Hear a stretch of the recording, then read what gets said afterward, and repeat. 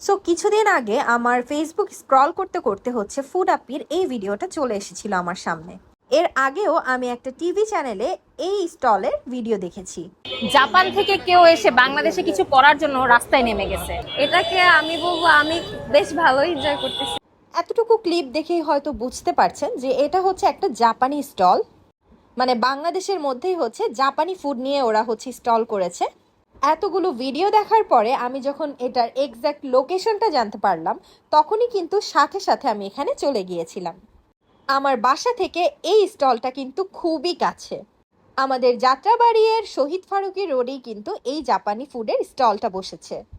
আমরা এখানে যাওয়ার পরেই দেখলাম অনেক কন্টেন্ট ক্রিয়েটর আমাদের মতো এই জাপানি ফুড টেস্ট করতে কিন্তু এখানে চলে এসেছে।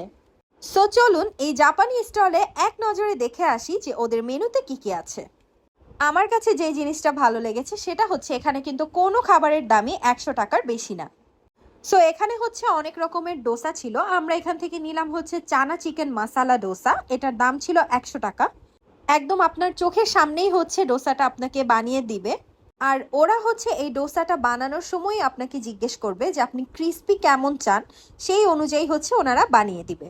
সো এই তো আমাদের চিকেন মাসালা ডোসাটা রেডি হয়ে গেল।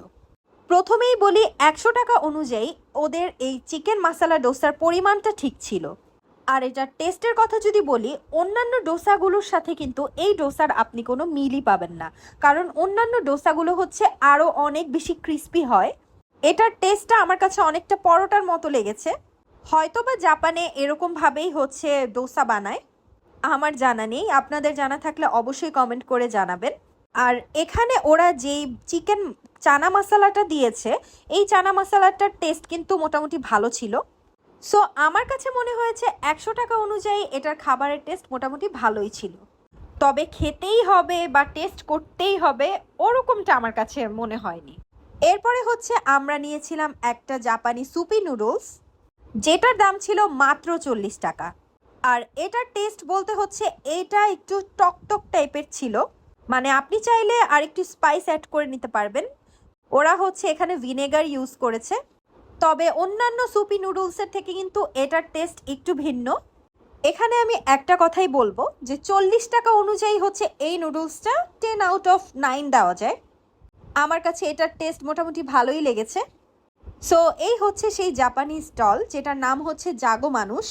যেহেতু একটা ইউনিক থিম নিয়ে তারা কাজ করছে, তাও এত কম দামে, তাই খুব স্বাভাবিকভাবেই হচ্ছে ওনাদের এই স্টলটা অনেক বেশি ভাইরাল হয়েছে, যার কারণেই হচ্ছে আমাদের এখানে আসা। আরও একটা জিনিস তাদের আমার কাছে ভালো লাগলো, সেটা হচ্ছে এখানে তারা ছোট্ট করে একটা ময়লা ফেলার জায়গা রেখেছে, যাতে আশেপাশে রাস্তা নোংরা না হয়। সো আপনারা যদি এই জাপানি নুডলস বা হচ্ছে জাপানি ডোসা এগুলো টেস্ট করতে চান, তাহলে হচ্ছে যাত্রাবাড়ির শহীদ ফারুকী রোডে কিন্তু চলে যেতে পারেন। যাত্রাবাড়ি শহীদ ফারুকী রোডের পপুলার হসপিটালের নিচেই হচ্ছে এই স্টলটা নিয়ে বসে। আর এই স্টলের আরেকটা ভালো লাগার যেই বিষয়টা, সেটা হচ্ছে এই স্টলের ওনার কিন্তু একজন মেয়ে।